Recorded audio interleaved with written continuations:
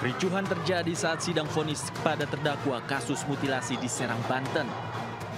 Salah satu anggota keluarga korban menghampiri terdakwa sebelum sidang dimulai. Pihak keluarga tak kuasa menahan emosi melihat terdakwa yang hadir saat pembacaan vonis. Polisi dan petugas keamanan langsung mengamankan dan mengevakuasi anggota keluarga dari hadapan majelis hakim.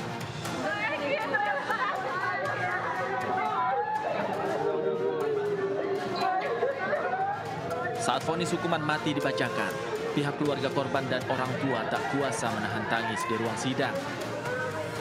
Mereka bersyukur terdakwa dapat hukuman mati akibat telah membunuh Siti Amelia. Pihak keluarga dan kuasa hukum puas dengan hasil vonis tersebut. Terima kasih banyak atas doa dan dukungannya dari penegak hukum atau terutama dari masyarakat. Kami yang sudah mendukung dari awal sampai akhir. Jadi saya mengatakan banyak terima kasih kepada media, kepada penegak hukum, dan siapapun yang sudah memperjuangkan keadilan waktu saya. Majelis Hakim sudah mempunyai rasa keadilan, objektif dan bekerja secara profesional, yaitu menjatuhkan terdakwa dengan hukuman mati. Sesuai dengan harapan kami sangat menghormati putusan ini.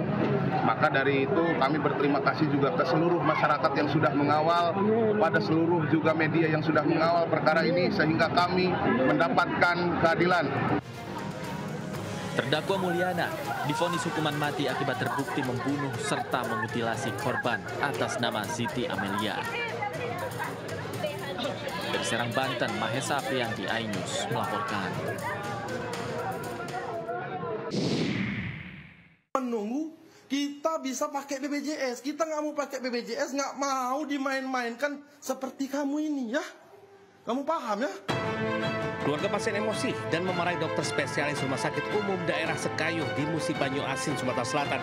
Ia bahkan dipaksa membuka maskernya padahal saat itu mereka sedang berada di ruangan infeksius yang merawat pasien dugaan TBC. Video ini pun viral dan ramai kecaman warganet di media sosial. Mereka menyayangkan aksi kekerasan terhadap tenaga medis. Setelah kejadian itu, proses mediasi akhirnya dilakukan antar keluarga pasien dan pihak RSUD Sekayuh. Keluarga pasien pun sempat meminta maaf. Meski demikian, proses hukum terus berlanjut. Dr. Syafri Putra telah melaporkan kasus ini ke Polres Sumubah. Tim Liputan iNews melaporkan.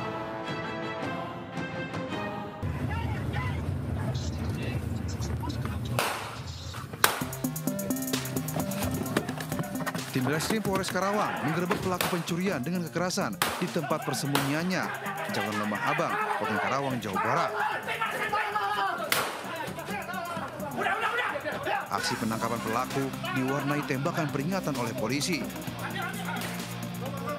dari 5 pelaku yang berusaha kabur terpaksa dilumpuhkan, ditembak bagian kakinya karena berusaha melarikan diri.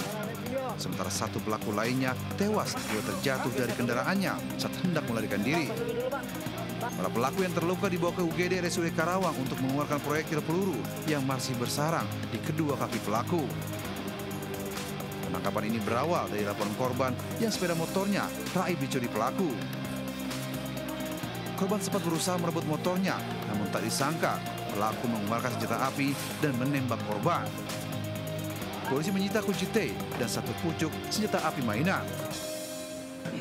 Terlapor atau si pelaku ini mengeluarkan diduga adalah senjata api dan menembakkan ke arah korban dan mengenai bagian telapak tangannya. Dan masih ada 2 DPO yang merupakan bapak dan anak yang sampai saat ini masih kita cari keberadaannya. Hingga kini polisi masih memburu 2 pelaku lain, yakni bapak dan anak yang berhasil kabur dari pengejaran petugas. Dari Karawang, Jawa Barat, Rudi Setiawan melaporkan.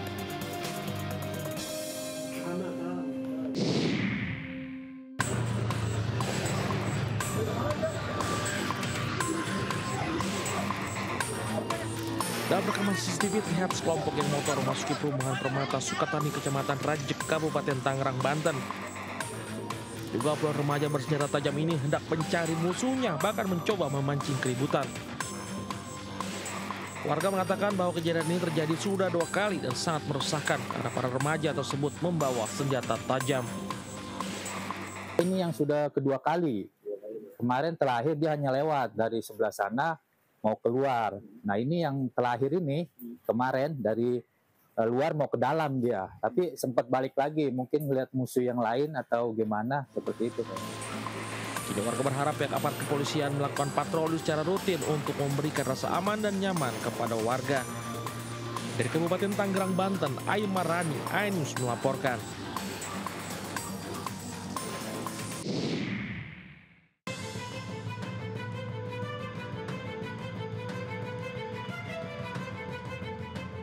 Dalam rekaman kamera pengawas, terlihat saat pelaku mencoba mencuri sepeda motor milik warga di Jalan Palmerah Utara 4, Kemanggisan, Jakarta Barat. Pelaku ini dilakukan pada waktu subuh saat kondisi lingkungan masih dalam keadaan sepi. Menurut pemilik rumah, pelaku gagal menggasak motor curiannya karena terlebih dahulu terpergok dan diteriaki maling. Pelaku mencoba kabur dari tangkapan warga dengan menodongkan senjata api. Lihat nih maling apa bukan, ternyata pas dibilang nih kok ada orang ini motor, terus akhirnya saya buka pintu lebarin. Saya lihat, saya tanya lu maling, saya bilang bukan, kata dia. Diketahui aksi pencurian sepeda motor di kawasan tersebut kerap terjadi. Bahkan 2 bulan lalu, 1 unit motor milik warga lain berhasil digondol pelaku. Dari Jakarta, Mitful Gani melaporkan.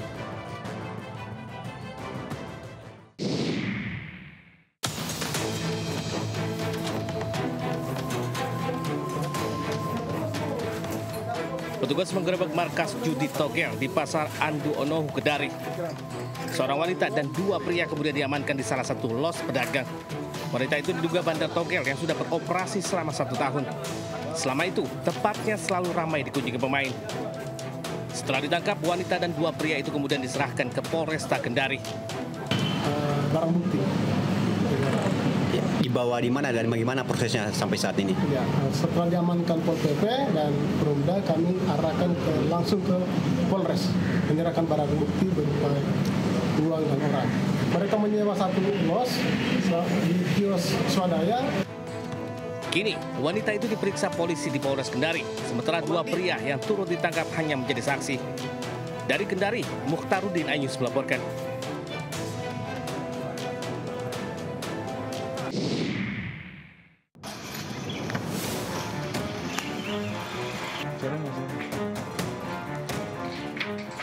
Polisi menggerebek tempat persembunyian seorang pengedar sabu-sabu di Desa Manggung, Porong, Sidoarjo. Meski sempat berkelit dan tidak mengakui, pelaku SM 36 tahun akhirnya tak berkutik setelah polisi menemukan sejumlah paket narkoba jenis sabu. Polisi mengamankan 74 paket sabu siap edar seberat lebih dari 186 gram. Paket sabu disimpan di dalam lemari dan bufet. Pria yang berprofesi sebagai pengemudi di sebuah perusahaan swasta ini diduga memiliki kerja sambilan sebagai pengedar sabu di wilayah Sidoarjo. Awalnya kami sedang melaksanakan kegiatan razia, lalu kami curigai yang bersangkutan sebagai pengedar narkotika. Lalu kami laksanakan penggeledahan ke rumah yang bersangkutan dan memang kami dapatkan beberapa paket sabu di dalam rumahnya. Ini pelaku diamankan di sel tahanan Polresta Sidoarjo, sementara polisi juga masih memburu pemasok barang haram tersebut. Dari Sidoarjo, Jawa Timur, Pramono Putra melaporkan.